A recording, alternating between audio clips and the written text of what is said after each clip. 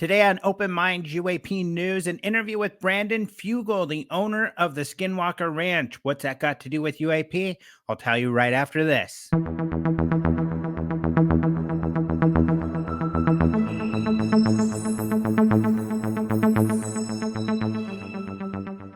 UAP became a big deal, and everybody, including Congress, the Pentagon, and even NASA, started paying attention because of an article that came out in December 2017 in the New York Times. It revealed a Pentagon program that allegedly was investigating UFOs. Not necessarily the case. It talked about $22 million being spent on a Pentagon program that was focused on UFO military cases. However, really that $22 million was spent on a program called OSAP, which was inspired by the alleged paranormal phenomena happening at the Skinwalker Ranch. And it included a lot more than UFOs. The researchers there felt that they were seeing poltergeists, cattle mutilations, a whole host of paranormal things, including UAP. Of course, that's our biggest interest, and we want to talk to Brandon Fugal about the UFO aspects of the ranch, what's going on with the ranch, and his hopes for really doing some scientific investigation and hopefully some research papers that will result from the data collection that's going on there at the ranch. I hope you enjoy this interview with Brandon Fugal. I'm happy to be talking once again with Brandon Fugal, the owner of the ranch that is the subject of History Channel's The Secret of Skinwalker Ranch. Now in its fifth season, 5 seasons. Have they flown by for you? They have. It has been a whirlwind, a blur, if you will, over the course of the last few years as the investigation has evolved, and we've seen The Secret of Skinwalker Ranch gain a global audience. We're currently the #1 series on History Channel. Wow. We also have the #2 series, which is Beyond Skinwalker Ranch, that takes the investigation beyond the borders of the 512-acre mysterious property in northeastern Utah to sites across the country that report similar phenomena with our team of investigators, scientists, and subject matter experts in various fields. So it has been a whirlwind, Alejandra, and it's a pleasure to be visiting with you today. Look forward to answering any questions and excited about what we're unveiling even tonight as the general public tunes in to see our investigation progress. Yeah, well, maybe let's start with that. So tonight you've got an episode. Tonight we're recording this on a Tuesday, and then next Tuesday you've got 2 episodes as part of your 2-episode finale. So do you have a lot of exciting stuff that's going to be revealed? Yeah, it's going to be mind-blowing, and I'm not exaggerating. That's not hyperbole. It really is an exciting time for not only frontier science, but for our team to be able to finally speak publicly regarding the events and activities that have taken place over the course of the last year. Tonight's episode follows the investigation and the research and experiments involving Sky Elements, which holds 2 Guinness World Records for world-class precision choreographed drone surveys and displays. They're arguably the leading drone operator in the United States, if not the world. We also have Omnitech, which is an aerospace contractor that works with the defense industry and space on a number of projects, including an artificial intelligence platform named Athena.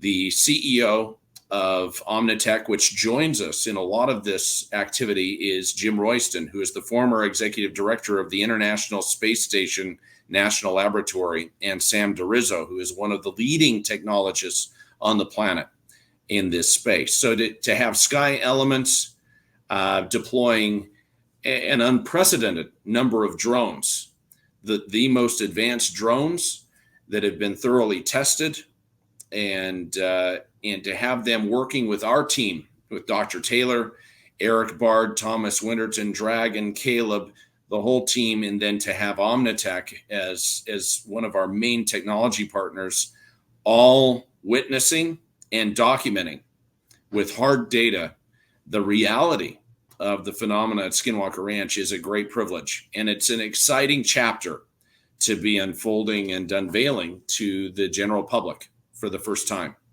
Yeah, that's exciting. And speaking on the edge of science, there's a television. You guys are obviously gathering some data and what appears to be some pretty substantial and incredible data. Are there plans to take that kind of the next step when it comes to scientific research, like getting some research papers written and peer reviewed? That's a great question. I believe that both Dr. Taylor and Eric Bard, as credentialed physicists, experimentalists, I mean, Eric Bard holds countless patents and his commercialized innovations. They are, I think, anxious to ultimately publish their findings. But with the scientific method and research like this, you have to be repeating experiments and developing a complete data set before drawing certain conclusions or making claims of a definitive nature. And that's what you've seen, I think, unfold over the course of the last several years is a research program and experiments that not only repeat, but also bring in independent third-party credentialed experts with their scientific platforms to better document and validate a lot of the hypothesis and the core claims that have been made relative to the high strangeness at Skinwalker Ranch. I mean, there really isn't another location that we're aware of on the planet that has documented more UFO sightings and activity, or UAP, as we refer to it today, coupled with electromagnetic anomalies. You have a history of bizarre cattle mutilations, as well as animal activity and animal sicknesses, as well as acute medical episodes that have been well documented with team members and visitors that speak to the reality of what is happening. One of the greatest discoveries and data points in our investigation is concerning the electromagnetic anomalies that occur, and everything from GPS malfunctioning across a wide array of platforms and instances to UFOs appearing and unidentified aerial phenomena that seems to attend these events. It's exciting to see all of the correlative activity and evidence accumulating throughout our investigation. And what are your theories as to what is happening? Why is all this happening here at this ranch? We have yet to pinpoint the answer to that as of yet. Why is this the center of gravity for so much of the phenomena and this activity?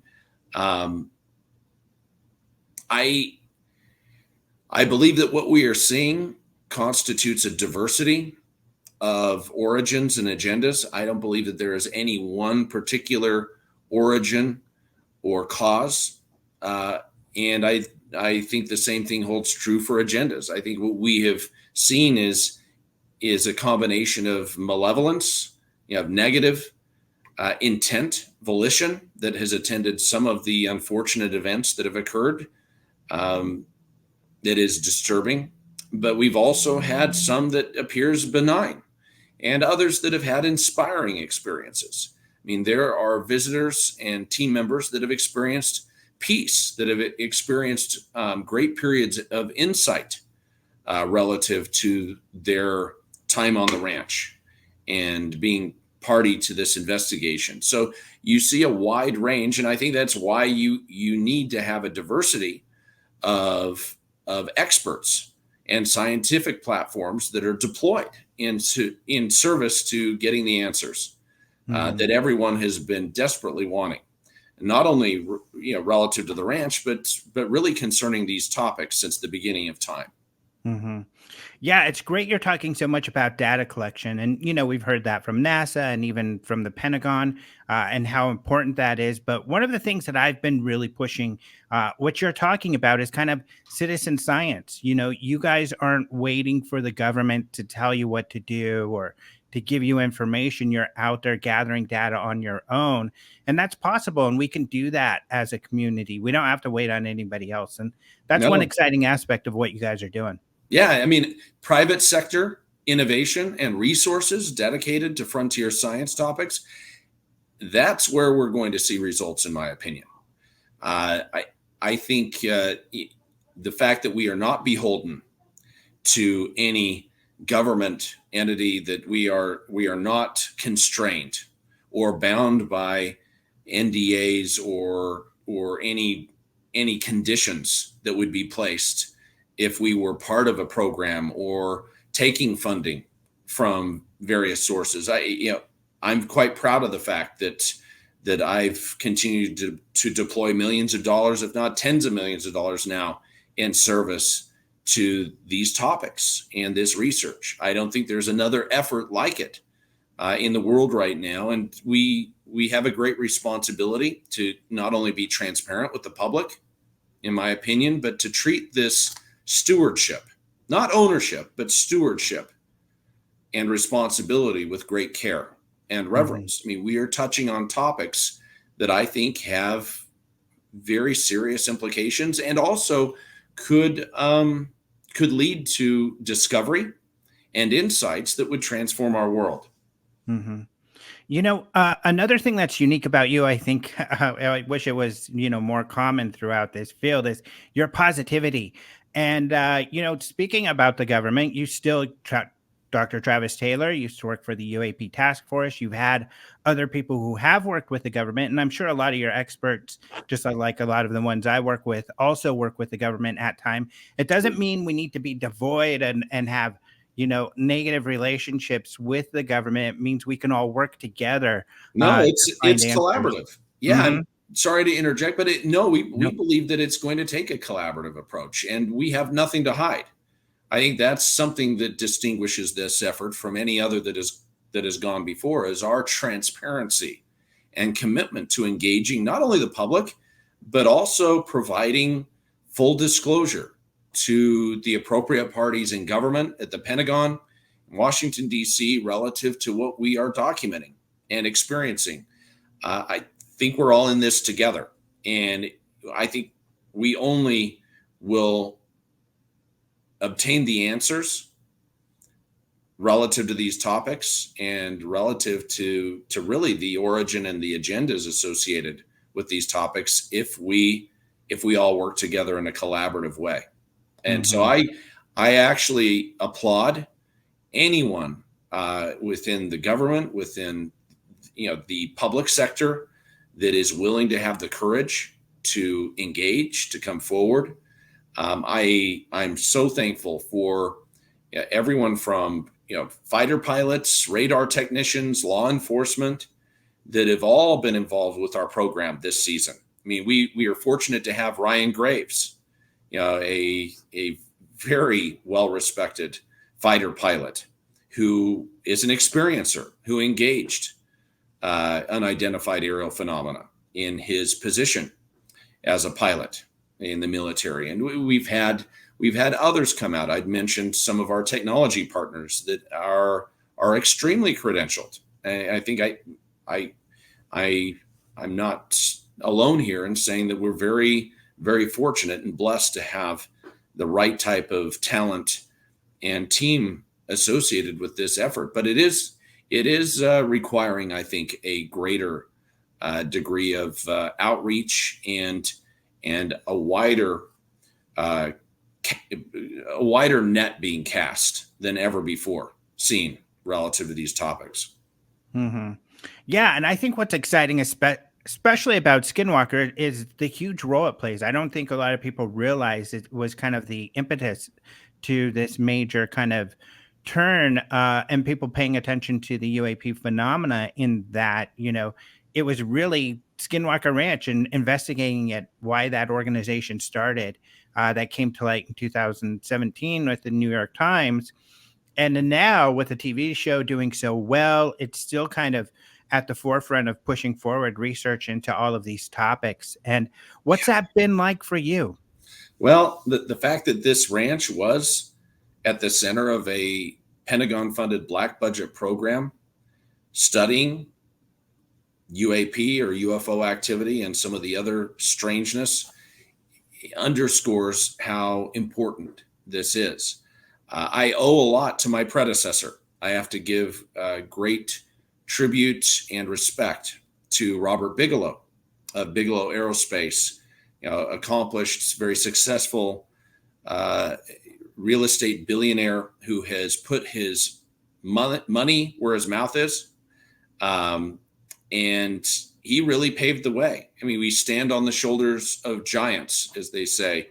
And I have to applaud Mr. Bigelow and the team that he had assembled initially in the early years to not only investigate the ranch, but also to shine a light on these topics and to bring scientific rigor and discipline to the arena that is fraught with all sorts of conflict and a lot of challenges. So I'm quite humbled to be the steward of this really intriguing place and to be leading the effort that involves such an incredible group of professionals. For a lot of people that continue to be quite critical, quite skeptical, I have to say that I understand. I have empathy, and I see, critical thinking as being a key part of separating the signal from the noise. But I think the data that we continue to present in a transparent way to the general public is compelling and eye-opening, and I would hope that others will stand up and have the courage to come forward with not only their data, but also the reality of what they've experienced. I'm really inspired by, you look at Ryan Graves and others that have been willing to come forward with their own experiences and their own testimony. And I would hope that we're going to see more of that in the future as we try to get to the bottom of what the hell is going on in our airspace, in our world. What is the nature of reality? What is our place in the universe? Are we alone? Or are we part of a divinely constructed, intelligently designed reality that may be monitored by beings that have command over space, time, advanced physics? All of this comes into play and under the microscope of our investigation at Skinwalker Ranch. Mm-hmm. When it comes to you personally and personal experiences with the ranch, if someone was to say, what kind of stuff is definitely going on out there, what would be your answer to that? Well, without question, the continued activity involving unidentified aerial phenomena that seems to correlate with electromagnetic anomalies, even GPS malfunctions, and acute medical episodes that occur,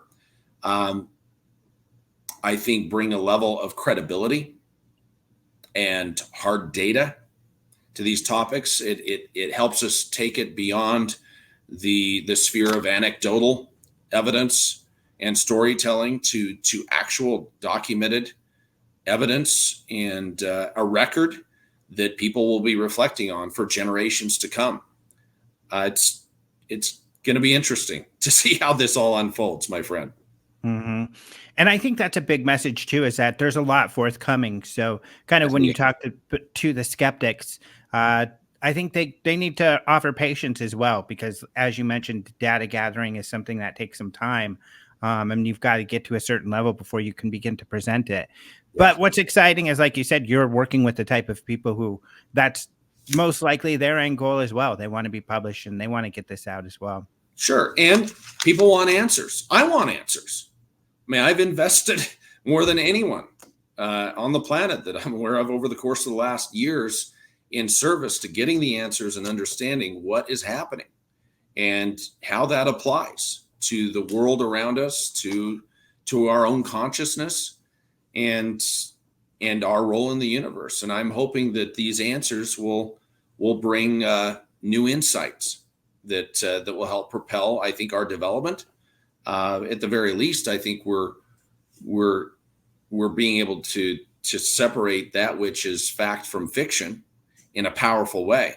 My deal with the History Channel from the beginning, when I allowed a docuseries effort to take place on this property, was that nothing could be faked or fabricated, contrived. That it had to be an absolute true record and presentation of what the team was experiencing, sometimes in real time. And that creates an awkward discussion and circumstance when my people don't have the ability to go back and carefully analyze a lot of what was captured in the moment on camera. But that's part of the genuine, authentic nature of this docuseries, is you're seeing what unfolds in real time and how this team reacts. I've never seen a script or a piece of paper given to anyone prompting them to do something or to act out anything or to pronounce anything. It is a real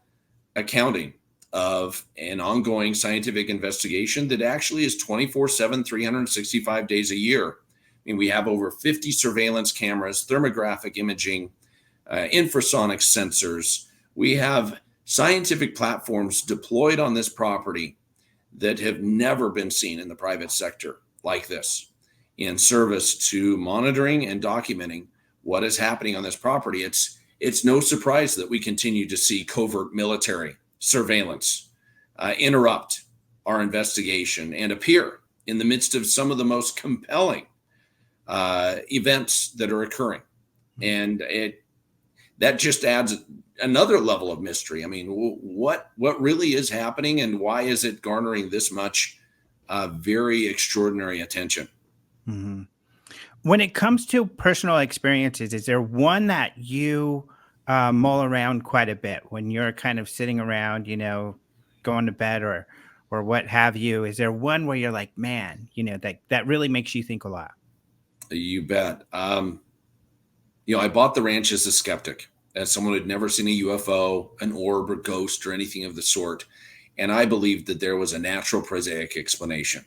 I told Mr. Bigelow that, my predecessor. And that's how I entered this fray.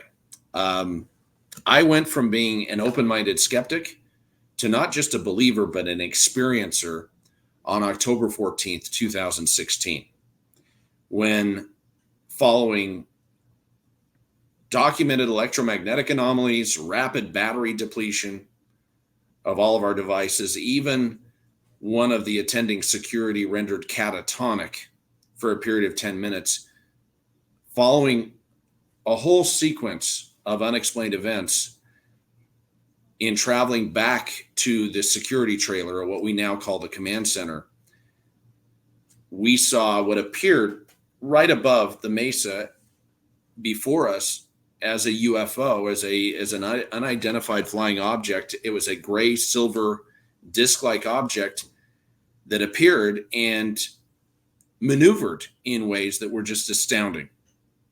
And watching that play out in broad daylight, 4:00 in the afternoon on October 14th, 2016, with multiple witnesses sitting there with their jaws agape, witnessing the same thing. These gentlemen I'd never met before that day. I haven't made contact with them personally since. The only person who has reached out to them just to maintain not only contact, but also get their testimony immediately following it, independent and sequestered away from each other, is Eric Barb, our principal investigator. But that event and that UFO sighting in broad daylight right above the mesa in front of us that day changed my entire perspective and worldview. And it inspired me to not only double down, investing immediately millions of dollars in service to establishing the scientific platforms and the surveillance assets, but also pulling together a team that would help us get the answers. A multidisciplinary team of individuals that would all be focused on helping us study the environment and get some answers. And the rest is history. And now on History Channel for the world to see as it unfolds. And I think what people are going to witness tonight with the latest episode, what they've seen play out over the course of the last few weeks, I'm biased, but I think it's stunning. I don't believe that there has ever been a program, a docuseries in history that has presented more evidence relative to the reality of the phenomena Mm-hmm. than what we've been able to thankfully present. And I think we're just getting warmed up. Mm-hmm. I know you got to run, but would you say that's the secret of the success of the show? I mean, going strong, 5 seasons, that's a lot. What would you say is the secret? I think the secret is it's real, it's authentic, and you're dealing with real people. I'd never been on television. I'd never had aspirations to be on television, let alone have my name associated with these crazy topics. My team members, with one exception, that be Dr. Taylor, all shared the same view. I mean, no one had been on television, and no one really desired to be part of a high-profile docuseries effort relative to these topics. But everyone reluctantly went along when I was convinced that it would be in everyone's best interest to take advantage of the finest documentary resources on the planet. And here we are. It has been an incredible journey so far, and I'm thankful. I think that it's inspiring to be part of such an amazing group of people that are all dedicated to getting some answers and documenting things that have been talked about since the beginning of time, that people have talked about for ages, but in most cases have been unable to actually back up with data, with evidence. And we are a data-driven effort.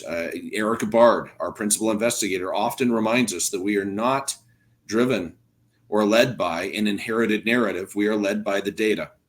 And that is what is really helping us as far as directing the experiments and the research as we move forward, and we let the public see behind the curtain, and to have a place inside of the gates of the most scientifically studied paranormal hotspot on the planet.